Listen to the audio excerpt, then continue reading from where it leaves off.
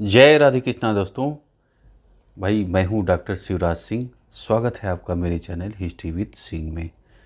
तो दोस्तों आज इस वीडियो में जो है आप श्रीमद् भागवत महापुराण का 12वां जो वीडियो है वो देखेंगे। ठीक है, 11 वीडियो तक पीछे जो है अपलोड हो गया है। अगर आपने नहीं देखा है तो देख लीजिएगा।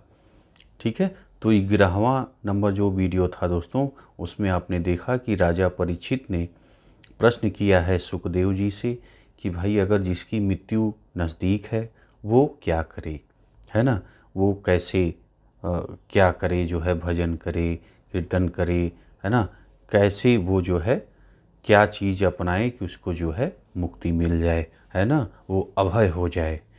तो ये सवाल जो है सुखदेव जी से करते हैं परीक्षित। अब देखिए जो है, जो सुखदेव जी हैं, सुख मुनि हैं जो है ना, चाहे सुखदेव जी कहिए, सुख मुनि कहिए, वो एक ही है। अब देखिए जो है क्या जो है इसका जवाब देते हैं सुख मुनि, है ना। उसे आप देखिए तो कहते हैं, हे राजन तुम्हारा प्रश्न उत्तम है। कहते हैं भाई आपका जो आपने प्रश्न किया है बहुत अच्छा प्रश्न किया है। इससे जो है सभी जो संसार के सभी प्राणियों का परम कल्याण होगा। इतना अच्छा आपने प्रश्न किया है। तो और देखिए अब इसमें जो है आप देखते हैं कि अभी जैसे सांसारिक दुनिया है, आप देखते हैं कि जो सांसारिक दुनिया में है माता पिता हैं वो अपना रात में या सोते हैं या जो है आप देखते हैं मैथुन क्रिया होती है। तो अब जो है उसके बाद सुबह उठते हैं तो आप देखते हैं कि भाई भोजन कैसे हो, बच्चों का भरण पोषण कैसे हो, है ना। कैसे जो है भाई क्या चीज़ कितनी चीज़ें जुटा दी जाएं, है ना, कि भाई भोजन पानी सब व्यवस्था हो जाए। अच्छा, अब आपने भोजन पानी का व्यवस्था कर दिया है, फिर आपको लगेगा कि यार और व्यवस्था कर दें, हमारे जो नाती होंगे पोते होंगे उनके लिए भी पर्याप्त हो जाए, है ना। तो इसी चक्कर में जो है आदमी फंसा रहता है ना। उसके बाद फिर देखिए और जीवन भर आप देखते हैं कि भाई वो मेरा मेरा मेरे पुत्र, मेरा घर, मेरी धन, ये सब में चक्कर में पड़ा रहता है। अब देखिए आगे जो है और जी अब मेरा मेरा अब धन में ही इसी सब चीज़ों में फंसा रहते हुए जो उपाय है जीवन का कि कैसे मुक्ति होगी, मोक्ष होगी, उस पे ध्यान नहीं जाता, है ना। तो अब देखिए उसके आगे क्या बता रहे हैं, क्या कर रहे हैं सुखदेव जी। इसलिए हे भारत, भारत नाम से परीक्षित को संबोधित कर रहे हैं, जो लोग अभय होने की इच्छा रखते हैं, जो लोग अभय होने की मतलब उनको डर ही न रहे, है ना, अभय, तो उसकी इच्छा रखते हैं, उन्हें चाहिए कि वे सबकी आत्मा में विराजमान रहने वाले भगवान का गुण सुने। उन्हें क्या करना है, जो चाहते हैं कि मेरे जीवन से डर ही गायब हो जाए, तो उसके लिए सुखदेव जी क्या बता रहे हैं, ध्यान से सुनिएगा, कर रहे हैं कि जो है उन्हें चाहिए कि वे सबकी आत्मा में विराजमान रहने वाले भगवान का गुण सुने, है ना। भगवान का जो काम किए हैं, भगवान कृष्ण ने जो लीलाएं की हैं उसको सुने, उनके पुनीत चरित्रों का गान करें। उन्होंने जो भगवान ने काम किए हैं उसका जो है गान करें, कीर्तन करें, भजन करें और उन्हीं का ध्यान करें। और क्या करें, भगवान का ध्यान करें। ठीक है, आप जो है भाई भरण पोषण बच्चों का करना है, समाज देखना है, गृहस्थ जीवन भी जीना है, क्योंकि गृहस्थ जीवन में ही जो है सबसे ज़्यादा धर्म किए जा सकते हैं, क्योंकि अर्थ आता है आपके पास, है ना।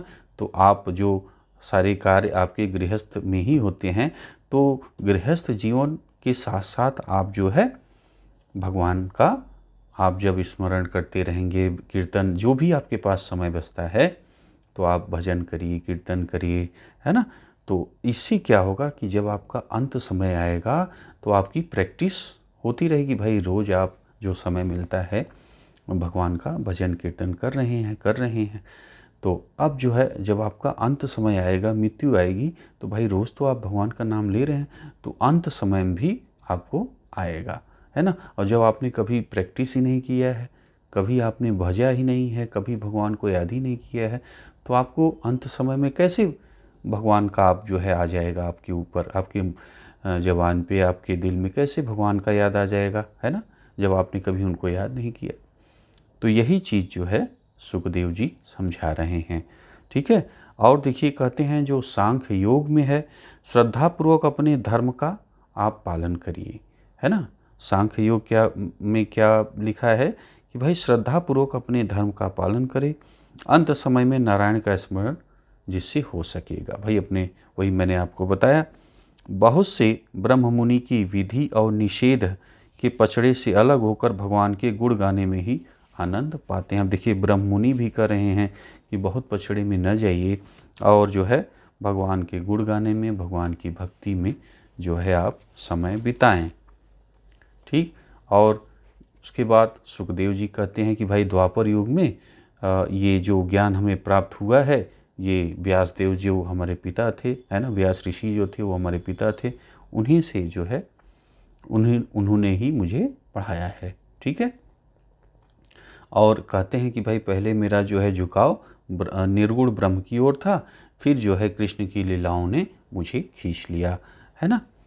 और आगे देखें, जो विरक्त हैं, मोक्ष के इच्छुक हैं, ज्ञानी जन हैं, उनको क्या करना चाहिए? उनको देखिए भगवान का कीर्तन करना चाहिए, जिससे कि परम कल्याण हो जाएगा, है ना।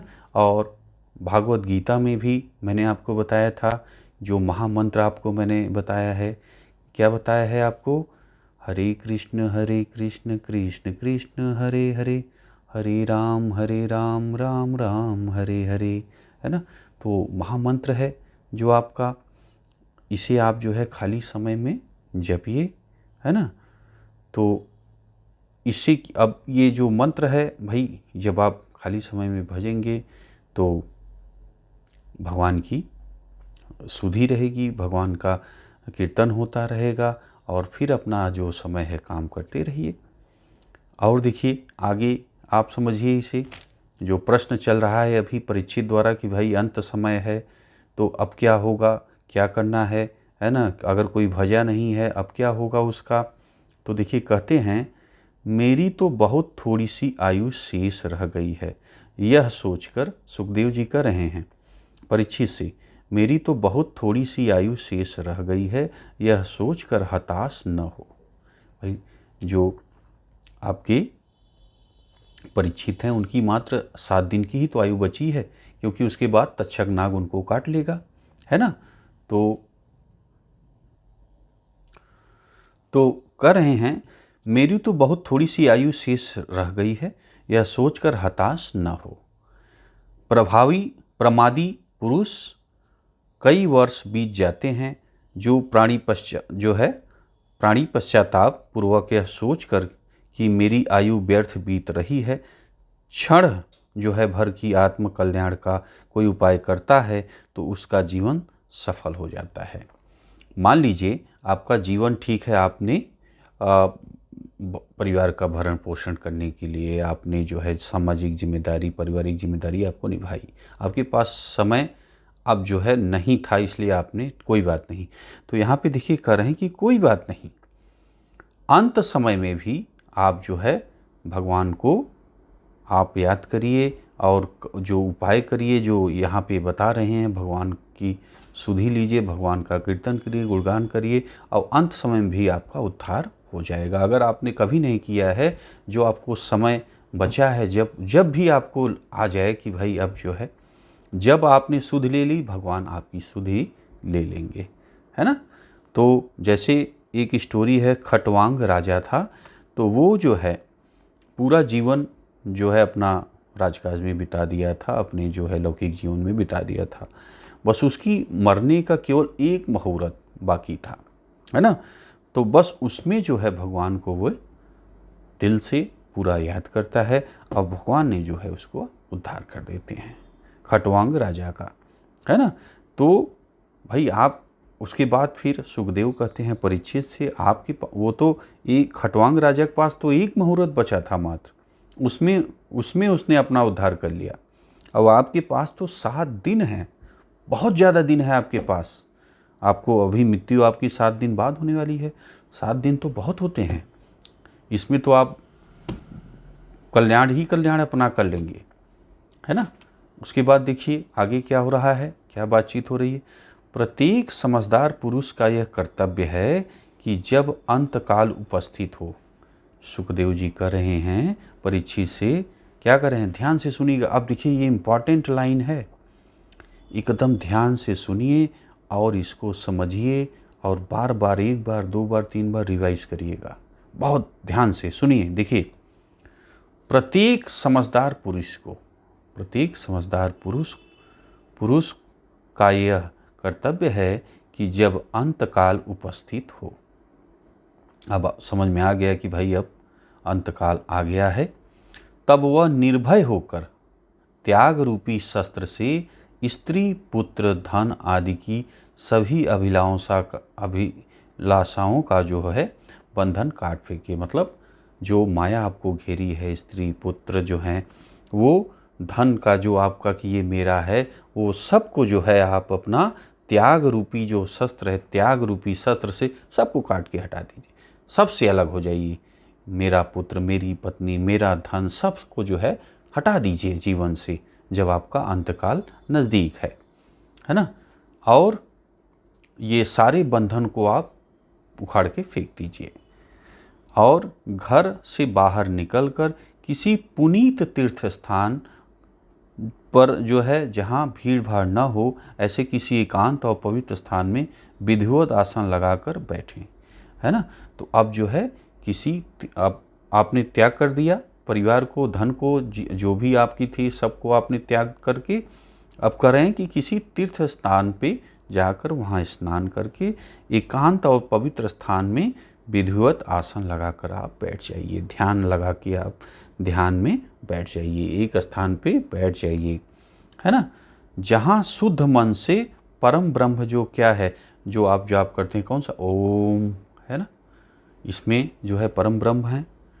तो ओम का जो ओमकार है का ध्यान करें और प्राणायाम से मन को वश में लाएं, प्राणायाम से मन को वश में लाएं। मन हमेशा भागेगा, है ना, तो कैसे उसको वश में लाएंगे, प्राणायाम से वश में लाएंगे, है ना, ये आपको करना है। बुद्धि को सारथी बनाकर मन के द्वारा अपनी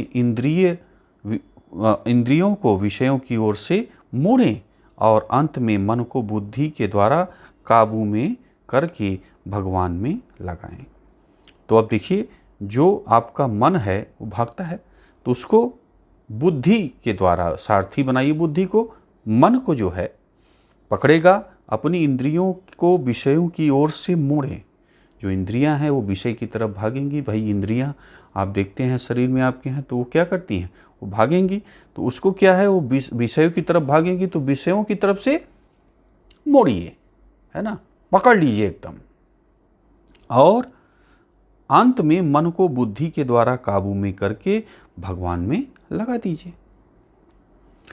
इसके बाद मन को शांत करके भगवान के एक एक अंग का ध्यान करें। भगवान कृष्ण, भगवान विष्णु का में एक एक अंग पर जो है ध्यान करिए। इस प्रकार सब विषयों से विमुख मन को, अब देखिए आपका मन बिल्कुल शांत हो गया है, कोई विषयों का आपके दिमाग में चल नहीं रहा है, धन दौलत, स्त्री पुरुष, है ना, कोई समाज प्रतिष्ठा, कुछ नहीं चल रहा है, एकदम क्लियर साफ, कुछ नहीं, सब तो आपने त्याग दिया है, कुछ है ही नहीं तो चलेगा क्या, एकदम ऐसे ही साफ कर देना है ना। उसके बाद देखिए, भगवान में लगाकर फिर और कुछ न सोचें, बिल्कुल पूरी तरह से भगवान में अपना ध्यान लगा दीजिए और कुछ नहीं चलेगा, बस भगवान चलेंगे आपके मन, मस्तिष्क, विचार, आत्मा, सब में। जहाँ पर पहुंचकर मन को परम आनंद की प्राप्ति हो, उसे ही नारायण का परम धाम समझें। जब आप ध्यान में बैठेंगे, भगवान के जो शरीर हैं उसका ध्यान करेंगे, तब देखिए जब आप आगे बढ़ेंगे, जहाँ पहुंचकर आपके मन को बहुत ज़्यादा खुशी, बहुत ज़्यादा आनंद आपको मिलेगा, है ना, तो वही जो है, वही समय, वही चीज़ आपका नारायण का बैकुंठ है, भगवान का बैकुंठ है, भगवान का परम धाम है ना। और देखिए, और क्या बता रहे हैं सुखदेव जी, इसे आप देखिए, ध्यान से सुनिएगा। मनुष्य को चाहिए कि धैर्य धारण करके रजोगुण और तमोगुण के चक्कर में पड़े हुए मन को ऐसे पुनीत धारणा के द्वारा अपने वश में लाएं जो उसके विकारों को नष्ट कर सके, है ना। क्योंकि ऐसी धारणा करते करते आत्मकल्याण चाहने वाले प्राणी को भगवत भक्ति रूपी योग प्राप्त हो जाता है। ठीक है। और राजा ने कहा, हे ब्राह्मण, अब आप हमको यह बताइए कि भगवान की वह धारणा किस प्रकार की जाती है और किस तरह का मन का मैल दूर करती है। अब ये राजा परीक्षित ने प्रश्न किया है। अब देखिए सुखदेव जी क्या कहते हैं भाई। सुखदेव जी कहने लगे, प्राणी अपने आसन जीते, अर्थात एक स्थान पर देर तक बैठने का अभ्यास करके ऐसा बन जाए कि चाहे कितनी ही देर बैठना पड़े जी न उबे। ऐसी वो प्रैक्टिस करनी चाहिए उसको कि भाई धीरे धीरे कि वो आसन पे पहले स्टार्ट करे, आसन पे बैठना, फिर ऐसा प्रैक्टिस बना ले कि वो कितना भी समय बिता दे उसको पता ही नहीं चले कि हम इस आसन पे बैठे हैं, इस तरह बैठे हैं। अपने श्वास को जीते, है ना। श्वास को अपने, जैसे आप योग में देखते हैं सांस की क्रियाएं होती हैं, तो सांस को जीते। फिर संग, स्त्री पुरुष आदि की जो आपकी आसक्ति होगी, है ना, उसको जीते, उस पर आपका ध्यान नहीं जाएगा। उसके बाद इंद्रियों को वश में करें, इंद्रियों को आपको वश में करना है। उसके बाद इसके पश्चात अपनी बुद्धि द्वारा मन को जो है भगवान नारायण में लगा दें। और देखिए आगे, उन भगवान का विराट स्वरूप स्थूल शरीर है ना, जिसमें भूत भविष्य और वर्तमान समस्त विश्व दिखाई देता है। अब देखिए भगवान के बारे में बता रहे हैं, क्या बता रहे हैं कि उन भगवान का विराट स्वरूप स्थूल शरीर है, जिसमें भूत भविष्य और जो वर्तमान चल रहा है समस्त विश्व दिखाई देता है भगवान के शरीर में।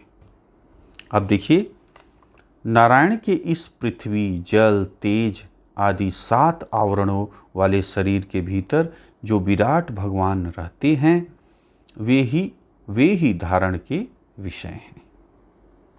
ठीक। आगे, पाताल लोक उनके पाँव की पौली हैं, जो अपना जो पैर की पौली होती है वो बता रहे हैं। देखिए कि पाताल लोक पाँव की पौली है, जो पाताल लोक हम लोग बोलते हैं उनकी पौली है। पाँव का अगला और पिछला भाग रसातल लोक है। ठीक है। और देखिए, दोनों गुल्फ भाग महातल लोक और उनके नारायण की दोनों जांघें तलातल लोक हैं। अब लोकों के बारे में बता रहे हैं सुखदेव जी कि कहाँ कहाँ भगवान के किस अंग में क्या है ना। और उनके दोनों घुटने सुतल लोक हैं, उनके जो घुटने हैं भगवान के वो सुतल लोक हैं, है ना। उनके घुटनों के नीचे का हिस्सा वितल लोक, उसका ऊपरी भाग अतल लोक, जघन भाग महातल और उनकी नाभि नभस्थल लोक है। ठीक है। तो उनके जैसे पार्ट हैं वैसे वैसे वहाँ पे वो लोग जो है बता रहे हैं सुखदेव जी, ऐसा भागवत पुराण में लिखा है। और देखिए, उनका उरस्थल स्वर्ग, ग्रीवा महलोक, मुख जनलोक, ललाट तपोलोक और सिर सत्यलोक है। ठीक है। इंद्र आदि देवता उनकी भुजा, दिशाएं कान, शब्द स्रोत, दोनों अश्वनी कुमार नासिका हैं, गंध नाक और अग्नि मुख हैं भगवान के, है ना। अग्नि क्या है? मुख हैं भगवान के। और देखिए, आकाश उनके नेत्रों की पुतलियां हैं, जो पुतलियां हैं वो क्या हैं? आकाश हैं, है ना। सूर्य नेत्र हैं, जो आँखें हैं वो सूर्य हैं। रात दिन पलकें हैं, जो पलकी हमारी चमकती है ना, वो क्या है? वो रात दिन है। और ब्रह्मपद भवें, कटाक्ष जल एवं तालु तथा रस उनकी जीभ है। ठीक है। और देखिए, वेद उनका सिर है, यम दाढ़ी है, स्त्री पुरुष आदि की ममता दांत है, हास्य माया है, सृष्टि उनकी पलकों का गिरना है। सृष्टि क्या है? उनकी पलकों का जो गिरती है वो सृष्टि है। ऊपर के होठ उनकी लज्जा, नीचे की होठ लोभ, धर्म स्तन है, अधर्म पीठ है, शीर्ष गुप्त इंद्रियां हैं, प्रजापति, मित्र वरुण विषण हैं, समुद्र जो है पेट है, और पर्वत उनकी हड्डियां हैं। किसकी? भगवान की। ठीक। नदियां उन विराट भगवान की नाड़ी हैं, वृक्ष समूह उनके रोएं, वायु श्वास, समय गति और संसार ही उनका कर्म है। ठीक। और हे कुरुवंशी, आप देखिए जो परीक्षित हैं उनको कुरुवंशी नाम से संबोधित कर रहे हैं, क्योंकि भाई परीक्षित अभिमन्यु के लड़के, अभिमन्यु पांडवों के लड़के, और तो कुरुवंशी ही थे।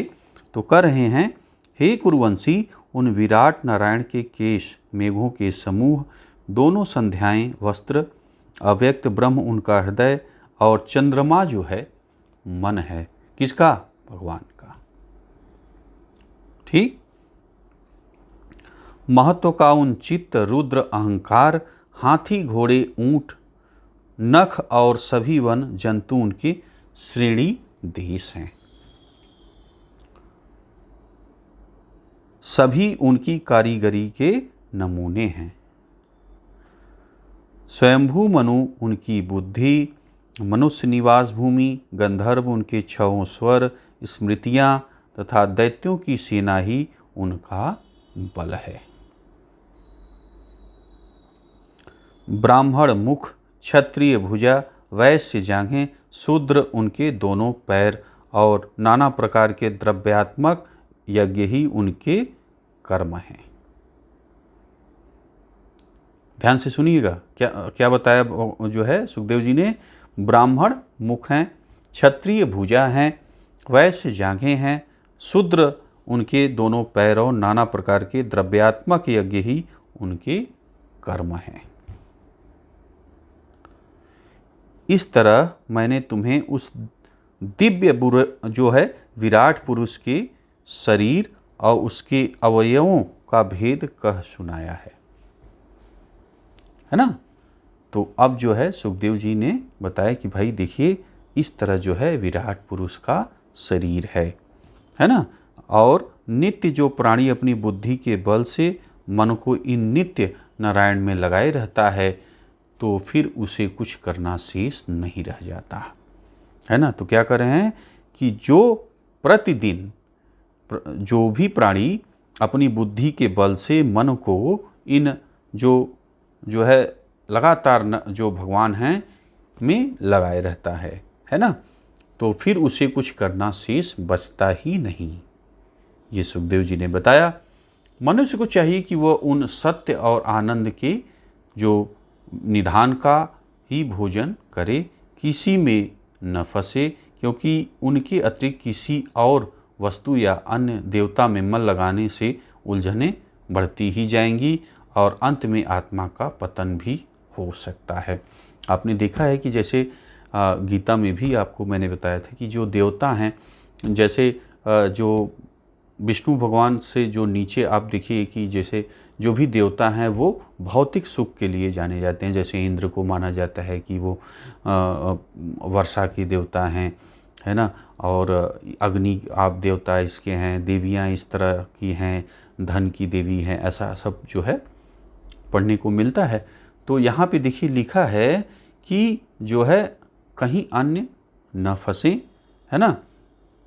अपना जो है जितने भी आप भाई जितने ज़्यादा चीज़ों में आप ध्यान लगाएंगे, अब उतना ही आपका मुश्किल होगी। जैसे अब मान लीजिए किसी को आपने रक्षा के लिए पुकारा है ना, और वो आपका साथी नहीं है, वो है 7-8 लोग हैं। आप मान लीजिए किसी संकट में फंसे हैं, 7-8 लोग खड़े हैं, है ना। अब वो जो है आप संकट में फंस गए, उनको चिल्ला रहे हैं भाई मेरी रक्षा करिए, वो आपको जानते भी नहीं। तो अब पता नहीं वो रक्षा करेंगे या नहीं करेंगे, क्योंकि आप कई लोगों को बुला रहे हैं, भाई तुम आ जाओ, तुम आ जाओ, तुम आ जाओ, है ना। लेकिन एक ऐसा व्यक्ति है जो कि आपने उसको परिचित है आपसे, और एक ही व्यक्ति को आप जो है बार बार आप उसको आप आवाज़ दे रहे हैं। ऐसा नहीं कि दूसरे तीसरे को भी आवाज़ दे रहे हैं। तो एक ही व्यक्ति को आप लगातार आवाज़ दे रहे हैं और वो परिचित भी है आपसे, है ना? तो आप बताइए कि चांस क्या रहेगा? जो 7-8 लोग जो आपको जानते नहीं हैं और हर बार आप अलग-अलग लोगों को आप सहायता के लिए बुला रहे हैं, और एक तरफ आप जो है जो आपको जानता है, आपसे परिचित है, आपसे हमेशा आपका प्रेम भाव से आपका बातचीत हो रही है, आप उसके प्रति समर्पित हैं और उसको ही आप लगातार आवाज़ भी दे रहे हैं। अगला भी जानता है कि मेरे अलावा और इसकी कोई रक्षा करने वाला नहीं है। तो अब क्या होगा? अब आप बताइए। तो आएगा ना कि भाई अगर मैं नहीं जाऊँगा तो ये ख़त्म हो जाएगा। इसका संकट ख़त्म हो नहीं होगा जब तक मैं नहीं जाऊँगा। तो उसको आना ही पड़ेगा, है ना? तो उसी तरह जो है आप हर जगह बहुत सारी देवता हैं, भौतिक जगत के बहुत सारी देवियाँ हैं। तो जो आपको लगे मन से उनको आप पूजिए, उनकी आप पूजा करिए। यहाँ पे देखिए जो है भगवान नारायण की जो है कथा चल रही है, भगवान की बात हो रही है। तो यहाँ पे बताया गया है कि आप भगवान में ध्यान लगाइए, भगवान कृष्ण में, भगवान विष्णु में अपना ध्यान लगाइए, है ना? ऐसा जो है पढ़ने को मिल रहा है ना? बाकी दोस्तों आपका जो भी आपकी रुचि है, आपको लगता है कि नहीं मेरे लिए ये हमारे लिए प्रिय देवता हैं, आपको दिल से लगता है कि भाई ये देवता हमें सबसे अच्छे हैं, आपके नज़दीक हैं, आपके दिल के नज़दीक हैं, तो उसी देवता की आप जो है पूजा करिए, है ना? और बाकी अगर भाई गीता की बात करें या आपके देखिए पुराण भागवत पुराण की बात करें, तो इसमें जो है भगवान विष्णु को, भगवान कृष्ण को सर्वोच्च बताया गया है और इसमें कहा गया है कि इन पे ही आप जो है ध्यान लगाइए, इनकी पूजा करें और अर्चना करें, है ना? और यही सबसे ऊपर हैं, आपके विष्णु भगवान सबसे ऊपर हैं, बैकुंठ लोक में जो है वो रहते हैं, है ना? ये गीता में भी मैंने आपको बताया था, रील आपको मैंने बना करके अपलोड किए हैं जो शॉर्ट्स के माध्यम से, अगर आपने नहीं देखा है तो देख लीजिएगा, ठीक है? तो बस दोस्तों आज का वीडियो जो है इसी पे समाप्त करेंगे, क्योंकि इससे ज़्यादा करने पे वीडियो लंबा होगा। बाकी आप लोग अगर कमेंट कहेंगे तो और भी ज़्यादा आपका बड़ा बन जाएगा वीडियो, है ना? और भी चीज़ें मैं ऐड करूँगा। तो कैसा दोस्तों लगा कमेंट करके बताइएगा। कोई सलाह होगी तो भी कमेंट में ज़रूर लिखिएगा। अच्छा लगा है तो यार लाइक करते हुए जाइएगा, ठीक है? लाइक करिए, शेयर करिए। मिलते हैं आपसे अगले वीडियो में। वीडियो आपने देखा इसके लिए आपका बहुत बहुत धन्यवाद। जय राधे कृष्णा।